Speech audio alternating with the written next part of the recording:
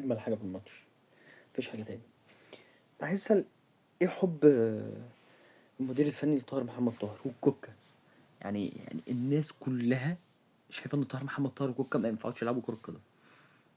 وبيقاوح برضو مع الصحفيين في المؤتمر الصحفي لما بيقولوا له بالعمري احسن من كوكا. بالعمري ما لعبش، اللي قال لهم انتوا شايفين لما بالعمري نزل كان رابط معاه احسن وهجوميا احسن والكلام ده. فالصحفيين قالوا له فانا مش فاهم. وإلتسن كاموش ده ايه اللي جبته؟ انا اقول لك موقف بسيط. ما عندوش الفيرست تاتش، ولا مروان عثمان عنده الفيرست تاتش. الفيرست تاتش بمعنى ايه؟ ان الكرة جايه لي هلطشها هوديها ناحيه الجون. دي بتفاجئ اي حارس مرمى، بتخلي سرعه رد الفعل بتاع حارس مرمى مهما كان رد فعله سريع مش هيقدر يروح للكوره. طيب انت تعالى فهمني. هو عنده فيرست تاتش؟ لا. طب سكند تاتش؟ لا. طب بيتمركز صح؟ لا. طب طلع خد الكرة الرأسية وجهها؟ لا. طب وانت جايب راس حربة ليه؟ طب ده جراتيشار احسن منه. مروان عطية النهارده زي الزفت. اللعيبه بدأت تلعب بمزاجها. انا النهارده مزاجي حلو هلعب، النهارده مزاجي مش حلو مش هلعب.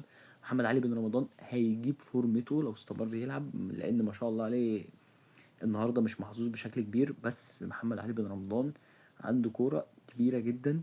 الجمهور دول احسن حاجه في الماتش النهارده. بنحب طبعا نشكرهم جدا، والدخله اللي عملوها ال 74 شهيد لن ننساكم. طبعا كلنا مش هننسى ال 74 شهيد.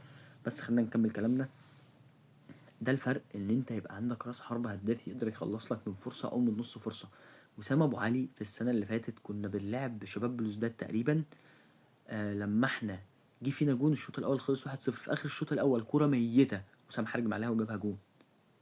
بعدها بشويه بدات الشوط الثاني فاول وسام حطه جون. بعدها بشويه الماتش مشي كسبنا 6-1. ده الفرق بين ان يبقى عندك راس حربة بيستغل لك انصاف الفرص. ده اللي بيكسبك بطولات، ده اللي هيخليك تقدر تروح في حتت بعيده، ده اللي هيخليك تقدر تقارع الفرق القويه. انما انت من غير راس حربة انت بتصنع لمين؟ انت بتصنع لمنطقه الجزاء. ده منطقه الجزاء يا اخي تهدد عنه، ما بيعملش حاجه. وامام نزل. انا ما كنتش حابب ان امام يشارك في الماتش، مش حابب اصلا ان اشوف امام مع الاهلي تاني. حتى مهما كانت قيمته، مهما كان هو لاعب، مهما كان هو افضل لاعب في افريقيا، مش حابه تاني. وما تنساش تعمل لايك.